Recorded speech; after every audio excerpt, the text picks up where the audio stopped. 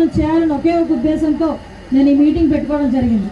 నేను ఎందుకు ఎండిఓ గారి మీద ఎంఆర్ఓ గారి మీద నేను ఎందుకు మాట్లాడుతున్నానంటే, ఒక మినిస్టర్ వచ్చేటప్పుడు, ఈవెన్ ఒక ఎమ్మెల్యే వచ్చేటప్పుడు, ఏదైనా ప్రోగ్రామ్ జరిగేటప్పుడు ఆ మండలంలో ఉన్న ఎంఆర్ఓ ఎండిఓ లోకల్లో ఉన్న అధికారులు రావాలి. ఎందుకు అంటే, ఈరోజు ఎవరో కావడు ఒక అతను వచ్చాడు, నాకు అమ్మ నాకు ఈ భూమి సమస్య ఏదో ఉంది అన్నాడు. ఇమీడియట్గా నేను ఒక ఎంఆర్ఓ పేపర్ తీసుకెళ్ళి ఇవ్వాలి కదా. మళ్ళీ ఎంఆర్ఓ ఆఫీస్ నేను పంపించుకునే పరిస్థితి కాదు కదా. ఎమ్మెల్యే వస్తున్నారు, అందులో మినిస్టర్ వస్తున్నారంటే మీరు కూడా ఏదైనా చెప్పుకుంటే బాధ తగ్గుతుంది అనే ఉద్దేశంతో మీరు అందరూ ముందుకు వస్తారు. అటువంటిప్పుడు డెఫినెట్గా అధికారులందరూ కూడా వెనకాతలు ఉండాలి.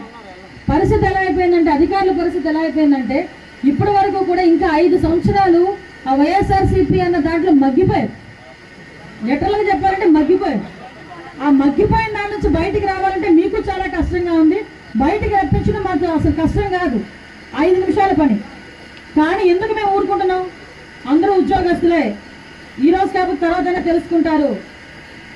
ఒక హోమ్ మినిస్టర్ ప్రోగ్రామ్ సొంత నియోజకవర్గంలో ఉండేటప్పుడు ఒక ఎంఆర్ఓ అటెండ్ అవ్వలేదంటే దాని అర్థం ఏంటి?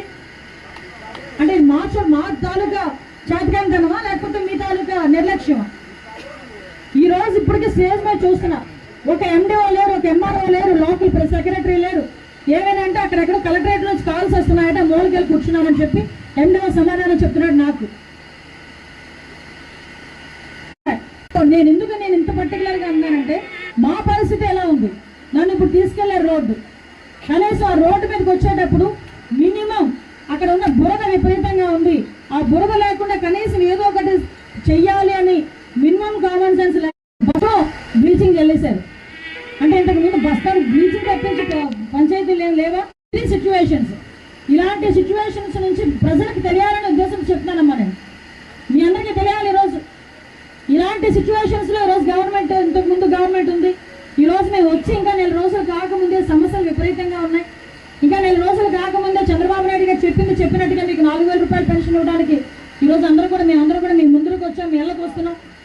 ఇటువంటి సందర్భంలో అఫీషియల్స్ అందరికీ, రాజకీయాలు దేనికంటే అఫీషియల్స్కి మీ పని మీరు చేయండి.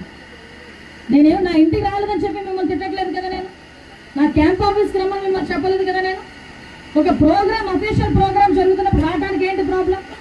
మా పరిస్థితులు ఎలా ఉంటే, ఒక సామాన్యం ఇందాక ఒక డయాలసిస్ పేషెంట్ అట, వాళ్ళ అల్లుడు గురించి వాళ్ళ అత్త ఎంత బాధపడిందో నా దగ్గరకు వచ్చి అడుగుతోంది. అటువంటి సందర్భంలో మీరంటూ పక్కనుంటే వెంటనే వాళ్ళకి ఎండాస్ చేస్తే వాళ్ళకి ఏదో న్యాయం జరుగుతుంది కదా. సామాన్యమైన ప్రజలకు ఒక్కసారి అటు వినండి, ఒకసారి కనీసం న్యాయం జరగలేని పరిస్థితిలో ఉన్నారు ఈరోజు.